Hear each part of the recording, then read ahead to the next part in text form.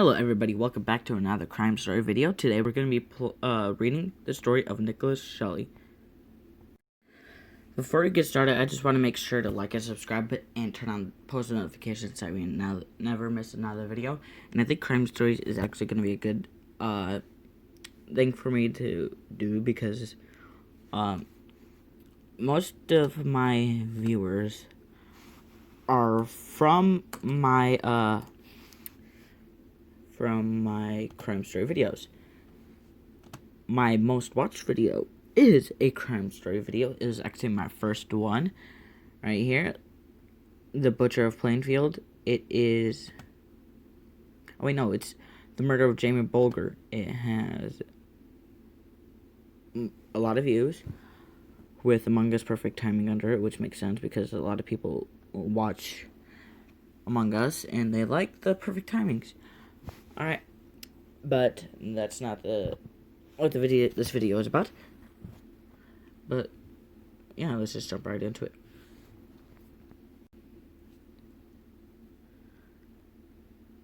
From June 23rd through June 30th, 2008, Nicholas Sheley went on a murderous rampage.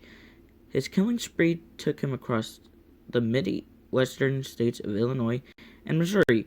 Right before his journey began, 28-year-old Sheley met a 90-year-old woman in Sterling, Illinois. He forced her to write him checks and stole her cash and cigarettes. Before leaving her alive, he then went on a killing spree that would leave 80 victims brutally murdered. On June 23rd, Sheley was looking for drug money in his hometown of Rock Falls, Illinois. He approached and beat 93-year-old Russell Reed to death at his home. He then tossed his lifeless body into the back of Reed's Buick and fled. Reed's body would be found 3 days later. After 5 days of drinking and doing drugs, on Saturday, June 28th, he traveled southwest. There, he encountered Randall washing his truck at a local car wash. Hold on, guys. Sheley, attacking him from behind, bludgeoned Randall with a hammer. Randall didn't have a chance. He then stole his Chevy pickup truck, leaving the 65-year-old man dead behind a dumpster.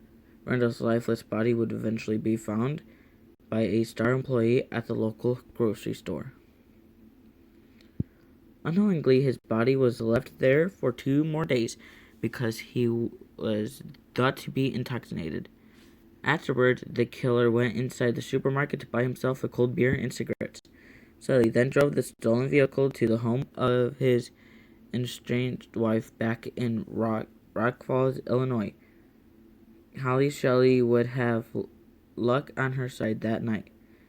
After a quick fling with Holly, the killing spree continued when he entered an apartment in Rock Falls. Unaware that night were Brock Bronson, 29, and his fiancée, Glennie Blake, 20. Killing us. I'm guessing this is how to spell it. I don't know how to spell these weird names. Young son Diane, 2, and the couple's friend Kenny Olvey, 25, were there also.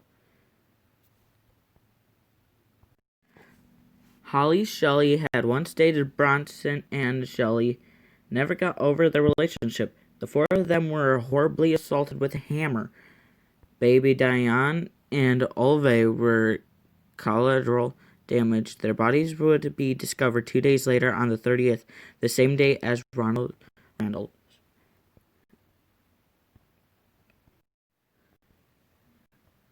Alright, their bodies would be discovered 2 days later on the 30th, the same day as Randall's. I know, I just remember that. I already read the part, but I forgot. Meanwhile, Sheley drove to his last destination and committed his final act of murder. On June 29th, Tom and Jill Estates, both 54, were killed outside of their hotel in Festus, Missouri. After attending a graduation party, they were attacked by Sheley and left behind a gas station.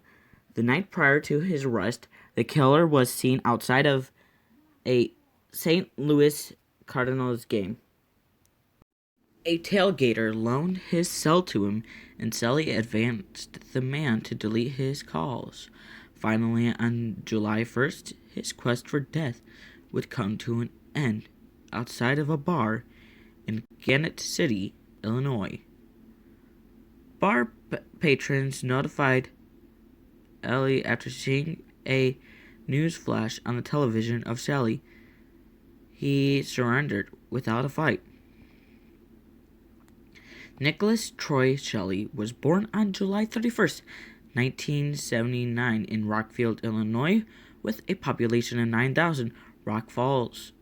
I don't know what I called it, but it's Rock Falls. Rock Falls left young Nicholas with too much time on his hands from early teens to adulthood. His crimes ranged from drug possession to domestic battery. Despite petty crimes during his youthful days, Sheley attempted to have a normal life. In 1996, he would marry and have 2 children with Monica Rodriguez.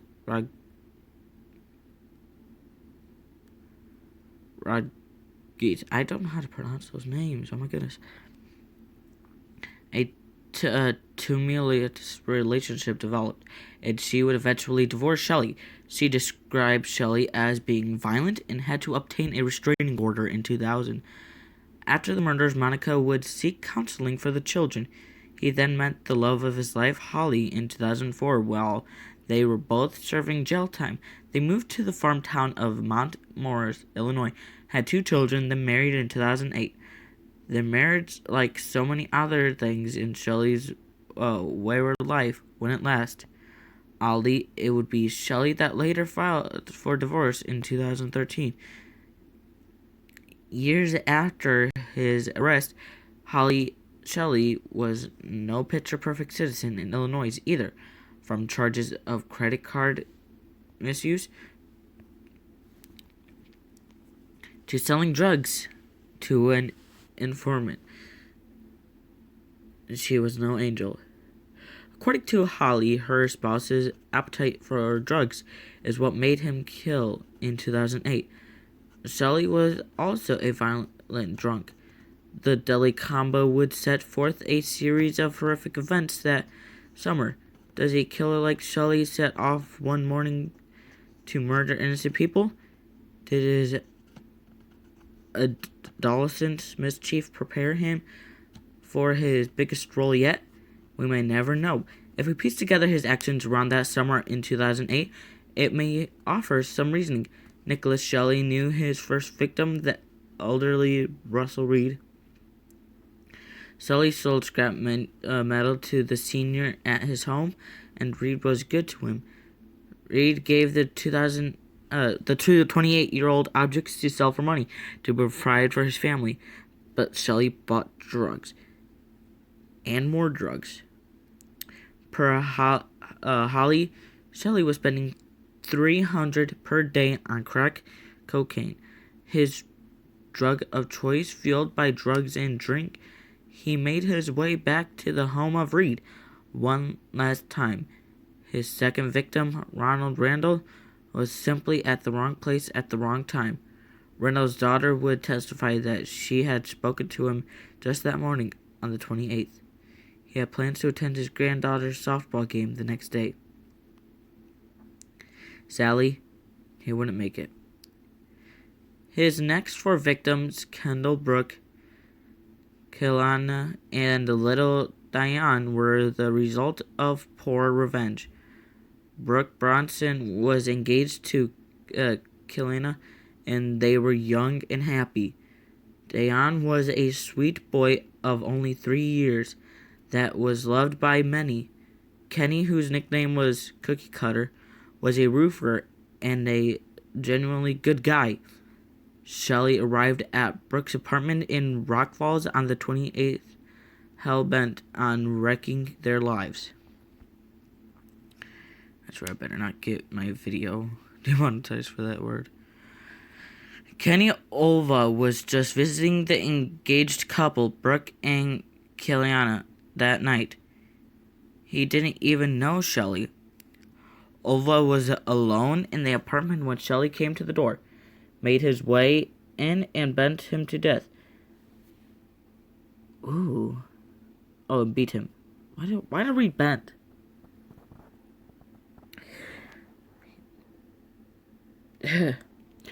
Ova 11 horrendous blows to her 11 horrendous blows to the head with a hammer. Sheley then waited in the dark apartment for his next victims. Brooke, Kiliana, and Diane didn't stand a chance. A neighbor would testify to hearing thuds and screams coming from their apartment that night. God, awful screams. Chauncey Gibbons testified she overheard her neighbor and friend, Kiliana, say, "Oh God, don't." Then dead silence.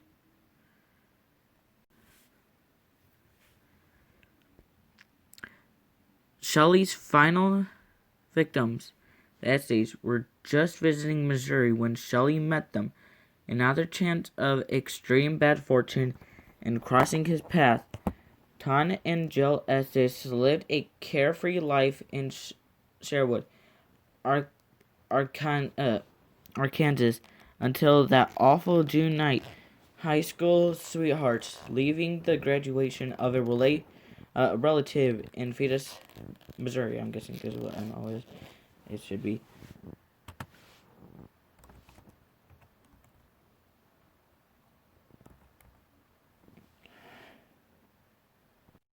Yeah, it's Missouri. They were staying at the hotel there because it was pet friendly. Evil would find them and crush their dreams forever. Sheley was ultimately charged with the murder of Rondell Randall of Galesburg, Illinois, in July 2008. The murderer would be brought to trial in Knox County and face a jury of his peers. After only an hour of deliberation, he was found guilty of 7 counts of first-degree murder. Aggravated vehicular hijacking, possession of a stolen vehicle were added to his resume. Family and friends of Randall's called him a good guy. Quote, quote. Sheley received life in prison. Why the heck does he look like he is happy that he is going to jail?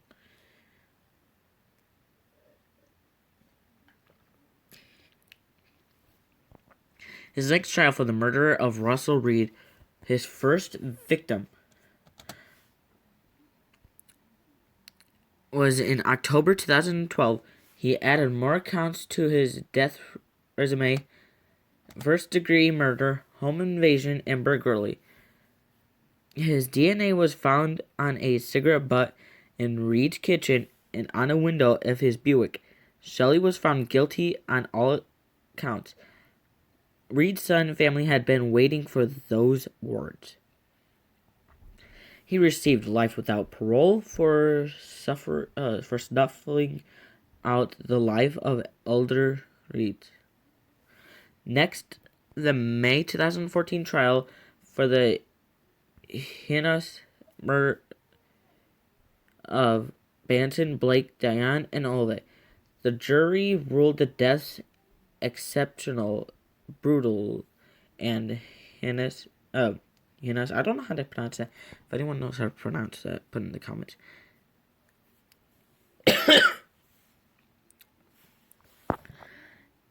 Exceptional, brutus, and heinous, indicative of wanton cruelty.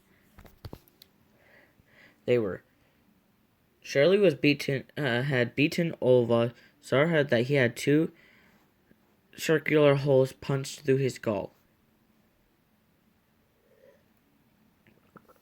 2 more of his cigarette butts containing his DNA were found in the Bronson apartment.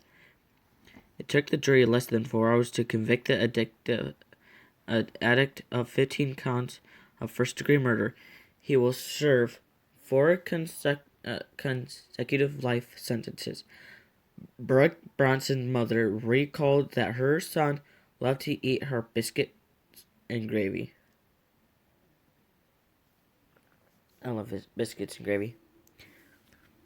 He would never eat in her kitchen again.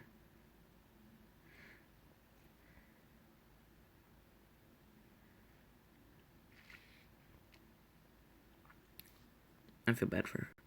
Finally, for the gruesome murders of Tom and Jill Estes, Sheley stood trial in October 2007. He dropped to his knees and begged for forgiveness from the victim's family. He read a 14-page letter. I think I've heard of him, actually.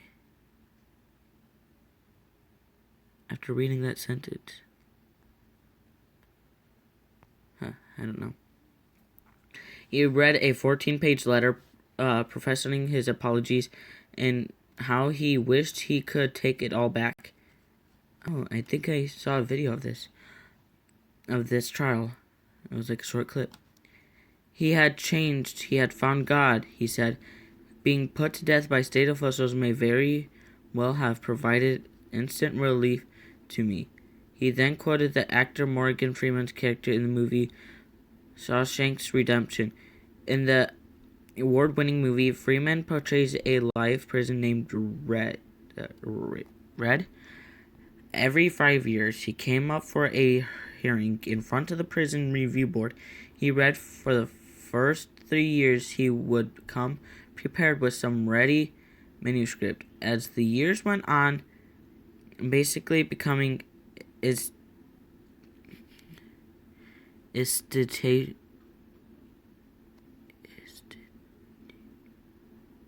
institutionalized. Sheley continued, and surprisingly, he was actually approved for release.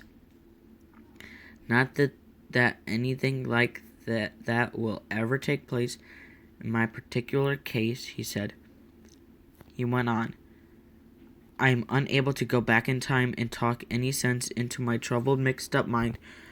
I have sincerely regretted and felt horrible about each and every one of them victims.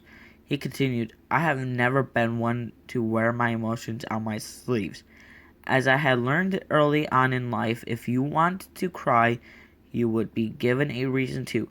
Listening to the impact statements being read by the victim's family members, I was severely affected by them. Sheley recalled, I have no control over whether anyone chooses to accept my apologies or not. He goes on, I would like to apologize to the 8 individuals whose lives I so ruthlessly took. Sheley then went on to apologize to the family members of his murdered victims and his own family whose lives he had altered forever. Next, he expressed his sorrow to law enforcement officials and others affected by his actions. He apologized to those that had inadvertently became involved with him during his killing spree, and he thanked God for forgiveness. Lastly, he advised the court and assured the families that he would not be pursuing his appeals. The families were unmoved. Jill Estes' sister read a statement that Jill devoted her life to making others better. She wouldn't get a chance to finish that mission. Sheley received 75 years for two counts of armed criminal action and life without parole. Ultimately, he would avoid the death penalty.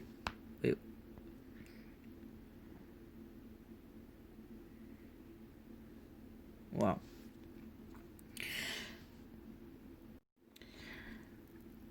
Ultimately, where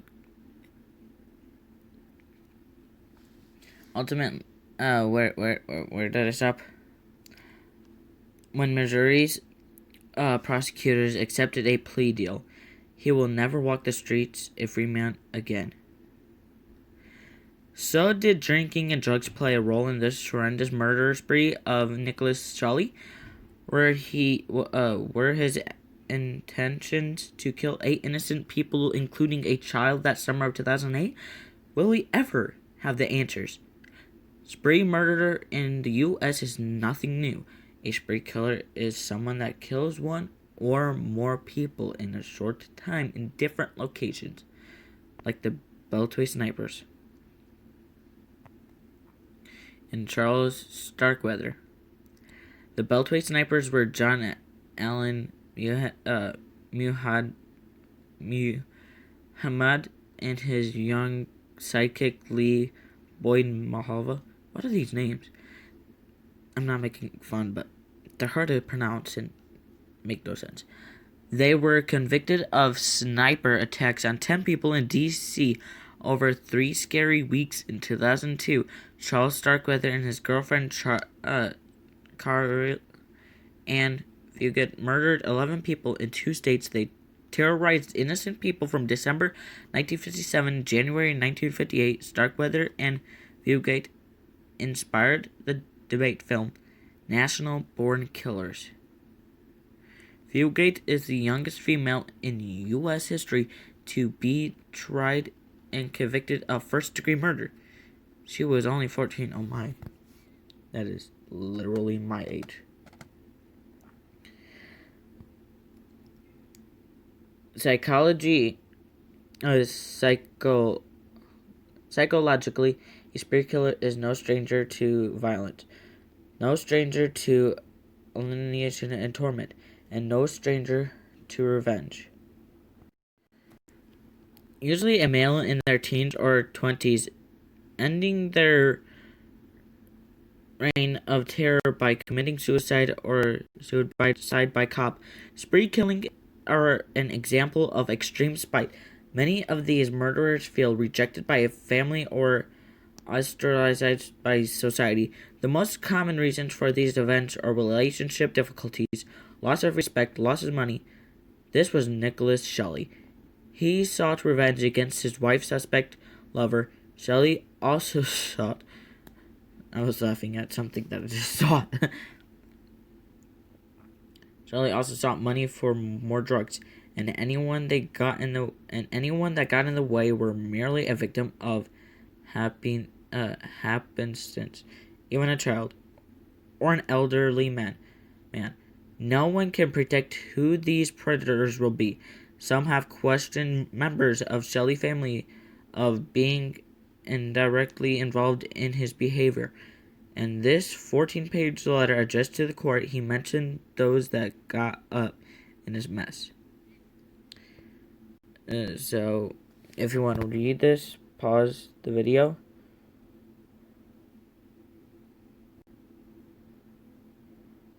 Right there, you can pause the video and read this, but I ain't gonna.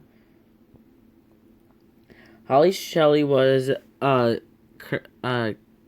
certainly involved in her own life of petty crimes, and they say, oh yeah, I also have a TikTok. You can go follow that. The link will be in the description. But she didn't kill anyone. She did, however, go with Sheley the night on June 28th, 2008. After killing Randall, Sheley had driven the dead man's truck to see his wife. Holly, who was staying with a friend, was not expecting his visit. Sheley kissed and hugged their children, then made Holly go with him. He forced the roommate to be quiet by making a throat-cut gesture with his finger. In other words, he was telling the friend, "You didn't see me here. Keep quiet and no one gets hurt." Just like in the movies. Holly later testified that Sheley made her go into the front seat of the stolen truck. She said that while her husband drove, she felt something cold underneath her butt on the seat. I put my hands under my butt, and when we passed under a street light, I could see it was blood, she told the jury. The Sheleys drove to Leiden, Illinois, then onto Rockfield, Illinois. Parking behind a hotel after arriving, Sheley told Holly to get out of the car. He and his engaged wife had sex, and then he took her back home. It would be a year before Holly would tell officers that she was the fugitive that night, and only because her DNA was found in the cab of Randall's stolen truck. Holly's own mother would later say that she believes her daughter should be held responsible. Holly's mom, Marcia Frey, said even though it's her husband, she knew it was wrong. If she had turned that man in, they could have gotten him and prevented the other murders. Perhaps she is right. Holly would, however, attempt to collect the reward money offered by the FBI on Sheley, to no avail. Even Nicholas Sheley's older brother, Joshua Sheley, would find himself in trouble that summer. Joshua and his girlfriend Jenna Henson drove the two men along with a cousin to Chicago. It was June 25th, 2008. Joshua told Jenna that his younger brother needed his help. He was in trouble. They had taken this drug van to the big city before. Without knowledge of the previous day's murder, the four set out on the road. They were going to score some cocaine in Chicago that day, just before the trip. Joshua had asked Jenna if Nicholas could park his car at her house. He claimed his brother was hiding from his wife, Holly. The car was a Buick. Not knowing that the vehicle was stolen and did not belong to Sheley, she agreed. Jenna also noticed that her boyfriend of 3 weeks seemed stressed when speaking to Nick. She overheard Joshua saying that the older Sheley had to help his siblings. Nicholas Sheley would told Joshua that he didn't need his help and he wasn't going to be around. Then the two hitched the idea that it stopped by police. Nicholas was actually Greg Sheley. Henson said she followed directions and took the men to an apartment in Chicago. There they picked up another male and took him to another location to buy cocaine. When they arrived at the second location, Nicholas threw a pair of white shoes into a trash bin. Those white shoes would later be retrieved by Illinois State Police agents. Henson testified in court that she was afraid of Nicholas and Joshua Sheley. She was initially charged with obstruction of justice, but the charges were later dropped. Joshua Sheley, on the other hand, was not so lucky. He was charged with the concealing of a homicidal death and obstruction of justice. Prosecutors proved that Joshua had some knowledge of the murder of 93-year-old Reed, but they didn't prove that the elder Sheley did anything to help Nicholas cover up the crime.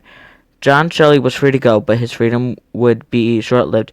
In 2011, Ellie in Whiteside County, Illinois, were searching for suspects of a nearby gas station robbery.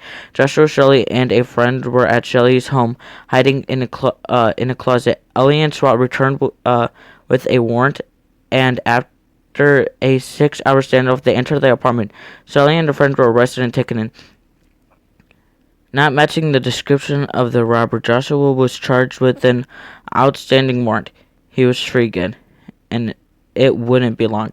That same year, he was arrested for aggravated battery after a police chase in Missouri, Illinois. He was sentenced to 7 years in prison. Joshua Sheley would find God after reading the Bible during his prison stay. He would say that he was a gang member throughout his childhood and always in trouble. And of course, Nicholas Sheley wasn't much of an influence.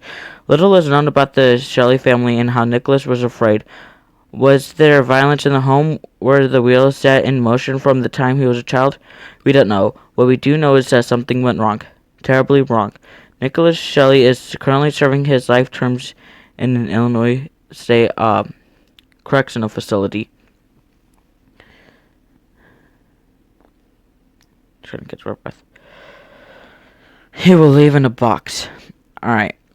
I hope you enjoyed this video. I just want to say that the rest of my videos after this point on will all be premieres. This video will be premiered, and I will be there to chat if anyone is in the stream. I hope you all had a great day. Remember to like and subscribe and turn on post notifications so we never miss another video. And have a great day. And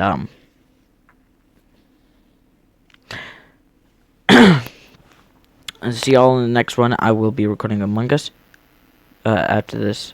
Peace out.